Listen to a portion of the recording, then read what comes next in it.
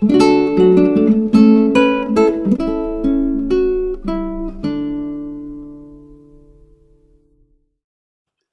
dia, meu irmão, minha irmã, bem-vindos ao nosso encontro de toda manhã da reflexão da Palavra de Deus. Hoje é quarta-feira, dia 12 de outubro, da 28ª semana do Tempo Comum. Porém, hoje a igreja, aqui no Brasil, celebra a solenidade da padroeira do Brasil, Nossa Senhora da Conceição Aparecida. E por isso, para nós aqui é como domingo. É a festa que o Brasil celebra de ter a proteção da Mãe de Deus, que apareceu a alguns pescadores naquela imagem recolhida nas redes desses pescadores, me parece que primeiro o corpo, depois a cabeça, e se começou a rezar a Virgem, que foi pescada no rio, e olha, o pessoal que passava fome, não conseguia pescar, etc., foi atribuído, depois da pesca da imagem e das orações que se pediam a essa imagem, pois olha, os pescadores começaram a melhorar, atribuíam milagrosamente a volta de poder pescar, enfim, e se começou a viver um culto em cima desta imagem da Virgem Maria, e muita gente atribuía sinais, milagres, curas, etc. Mas o mais importante hoje, se o Brasil, a nossa nação, tem como protetora a Virgem Maria, claro que, como toda boa mãe, defende, cuida, zela, corrige os seus filhos, mas o mais importante, Maria nos indica o caminho para a vida, que é o seu filho. Ela, a Virgem, que dando a luz ao Salvador, que é Cristo, que ela gerou no seu seio, que era Deus feito homem, e que destruiu a morte e o pecado, e nos dá a vida, nos dá a graça, nos dá o seu Espírito, nos dá o seu amor. Ela sabe, como mãe, que todos nós temos que viver nele, nos converter, porque senão a gente às vezes pede graças apenas para esta vida. Maria pode interceder para que nós de verdade obtenhamos da parte de Deus os auxílios necessários para as dificuldades desta vida, com certeza. Porém, o que importa é que ela interceda por nós, para que ela nos ajude, para que a gente não perca o céu, a vida eterna, a vida com Deus. E eu espero que de verdade ela nos ajude neste dia. Por isso, a liturgia de hoje é como no domingo. São 3 leituras. Comentarei brevemente um pouquinho cada uma.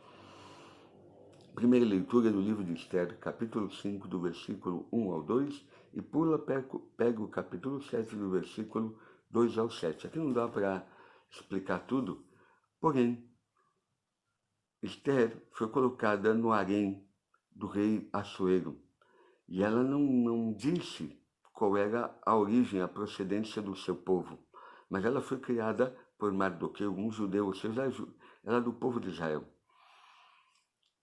E Mardoqueu sabe de um complô para matar o rei, denuncia o rei este atentado por meio de Esther, e aqueles que queriam a morte do rei são condenados. Porém, um dos grandes oficiais do rei Assuero, Amã, foi colocado num lugar de honra e de prestígio, e todos tinham que se inclinar, ajoelhar-se diante dele, por ordem do rei. E Mardoqueu, que criou Esther, não se ajoelha, como judeu, o judeu só se ajoelha, só se inclina diante de Deus. E por isso, Amã conseguiu convencer o rei Assuero a decretar o extermínio do povo de Israel. E Mardoqueu fala para Esther interceder junto ao rei. Porém, Esther, ainda que foi elevada à categoria de rainha, já que Vaste não foi a uma ordem do rei, desobedeceu, foi tirada do título de rainha, Esther foi colocada como rainha, ela não pode entrar diante do lugar onde está o rei, porque o rei não estende o seu bastão, senão é condenado à morte. Mas ainda assim Esther arrisca, entra onde está o rei lhe estende o bastão. Esther diz o desejo do seu coração, que é a vida dela e do seu povo, e que o inimigo que quer o seu extermínio é Amã. E olha, né, Esther consegue a salvação, que o seu povo não seja exterminado. Por isso é uma figura de Maria que intercede, que cuida de nós, para que nós não percamos a nossa vida, mas encontremos a vida plena que vem de Deus, a salvação.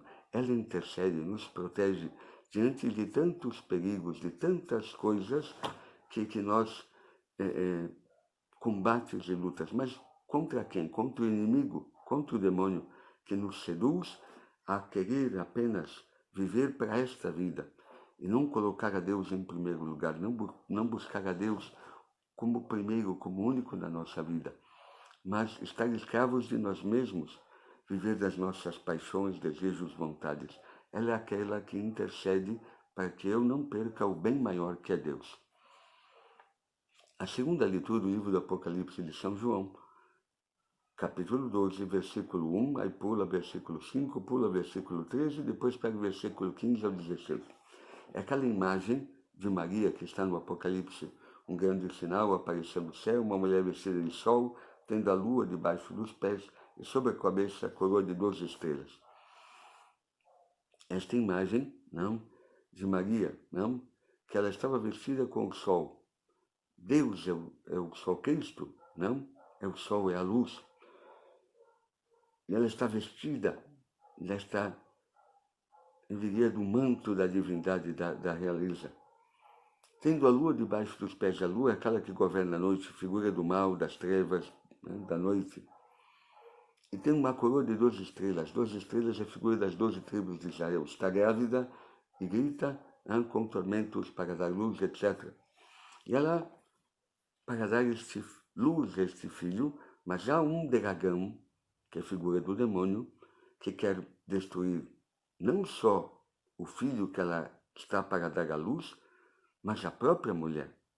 Então ele combate contra a mulher e diz aqui que a serpente vomita um rio para afogar a mulher, ou seja, que o demônio tenta destruir a mulher, mas o Senhor a protege, a leva no deserto, e quando ela dá à luz, este filho que ela deu à luz é levado, arrebatado ao céu, e o demônio agora, como não conseguiu matar a mulher, nem o filho dela, vai contra os filhos de Deus, aqueles que escutam a palavra e a cumprem cada dia. A cada um de nós, se acolhemos a palavra, e esta palavra nos converte, muda o nosso coração, muda a nossa mentalidade, nos faz viver como filhos de Deus, seguindo não só os mandamentos na lei, mas de verdade transformando a nossa realidade, colocando a Deus em primeiro lugar no nosso coração, não deixando mais que o demônio nos seduza, nos engane, nos afaste de Deus, do seu amor, da sua misericórdia. Então este sinal do céu, desta intercessora, desta rainha do céu, que é Maria, Mãe Nossa, que cuida para que eu e você não deixemos que o demônio nos seduza, nos engane a buscar o dinheiro em primeiro lugar, o trabalho, e perder a Deus. Perder o bem maior, que é o amor de Deus, a sua graça, a sua misericórdia. O evangelho de hoje é do Evangelho de São João, capítulo 2, do versículo 1 ao 11. É a famosa bodas de Caná. Jesus, seus discípulos e sua mãe foram convidados para uma boda, um casamento. E a festa de casamento em Israel é muito importante, é um acontecimento. Imagina, nessa festa de casamento que está Jesus, que é figura da bodas, do casamento, que explicará muito bem São Paulo na carta aos Efésios, no capítulo 5, de que no fundo é figura do casamento de Cristo com a sua igreja. Ele, o esposo, nós, a esposa. Porque ele faz esta comparação do matrimônio, que é figura do casamento de Cristo com a sua humanidade, com a igreja, com o seu corpo, que é a igreja. Porém, a festa de casamento, imagina quando você prepara casamento de um filho teu, de um parente, de uma festa, todo mundo depois se preocupa com a festa. Bebidas, comes e bebes. Já imaginou no meio do casamento acabar a bebida ou acabar algo? Não? Imagina, acaba o vinho. Maria não está à toa nesta festa, ela está olhando, observando. atenta aos acontecimentos. Maria é aquela que está atento. É a figura de que na nossa vida, muitas vezes, nós vivemos as coisas em Deus num primeiro momento, numa alegria, numa festa, num júbilo, mas vem entrando a rotina, o cansaço religioso, a apatia, e perdemos o vinho, perdemos a alegria. Por isso Maria percebe, faltou o vinho. E ela comunica ao seu filho, olha, eles não têm mais vinho, acabou o vinho. Que fiasco. Um casamento acabou o vinho. E Jesus, estranhamente, chama a sua mãe de mulher. Mulher, ainda não... O que eu tenho a ver com isto? A minha hora não chegou. Por que nos chama de Maria, de mãe? Porque ele quer significar a primeira mulher, Eva, que por causa da sedução da serpente, pecou e o homem hoje vive escravo das suas paixões, desejos e tudo, seduzido por demônio para querer ser Deus de si mesmo. E por isso a vida do homem perdeu o vinho, a alegria. A vida do homem pode perder a festa, a grande razão da alegria, que é Deus. Porém, Maria manda os serventes fazerem tudo o que o filho disse. Por que Jesus, depois Jesus chamará também sua mãe de mulher na cruz? Mulher, eis aí teu filho, eis aí tua mãe. Para significar esta nova Eva, nova mulher, que intercede para que nós tenhamos o vinho novo, o vinho da ressurreição que Cristo nos dá. É isso que Cristo está dizendo, ainda não chegou a minha hora. E dar este vinho novo, com a minha morte, minha ressurreição, o derramamento do meu sangue, e dar o vinho novo da Eucaristia, o vinho da salvação, da alegria, para que o homem recupere a alegria e a graça. E por isso Jesus manda que encham as talhas de água. Havia 6 talhas de água, cabia 100 litros cada talha de água. E Jesus transforma a água em vinho, 600 litros de vinho. E pede aos serventes que deem ao mestre Sala. E o mestre Sala, provando a água transformada em vinho, ele não sabia de onde vinha, mas aqueles que tinham pego a água sabiam. Chama o noivo, olha, normalmente o noivo, não, quando você faz uma festa, se serve primeiro o vinho melhor, o mais caro, e quando o pessoal já está embriagado, já não sente a diferença, você serve o vinho menos ruim, o vinho ruim, o vinho de péssima qualidade. Aqui você está fazendo o contrário? Vai agora que você vai servir o vinho bom? Por isso, primeira coisa, Deus não é mesquinho conosco. Deus nos quer acumular de graça abundante. Figura desta quantidade de vinho que Cristo transforma, não de água em vinho. E é um vinho de qualidade, vinho da sua ressurreição. Figura da sua paixão, da sua morte e ressurreição. Por isso, Maria é essa que está atenta para que a tua vida e a minha tenham alegria. E só podemos ter alegria em Deus, neste vinho novo da ressurreição de Cristo. Por isso, hoje, celebrando a festa, a solenidade da nossa mãe, a Mãe de Deus, Maria, com o título aqui no Brasil de Nossa Senhora da Conceição Aparecida, que por sua intercessão, sua graça, nós de verdade vivemos do amor de Deus por nós. Por isso hoje é feriado aqui no Brasil. É verdade que também é dia das crianças, considerado o dia das crianças. Rezemos sim pela infância. As crianças hoje estão ameaçadas por toda essa questão da ideologia de gênero, teoria quer, toda esta coisa da sexualidade, que se vive uma sociedade sexualizada, parece que o importante não desse desvio da sexualidade, relações homoafetivas e tudo isto. Então a infância está ameaçada. Quantos abusos, quantas coisas. Rezemos também hoje pelas crianças do nosso Brasil.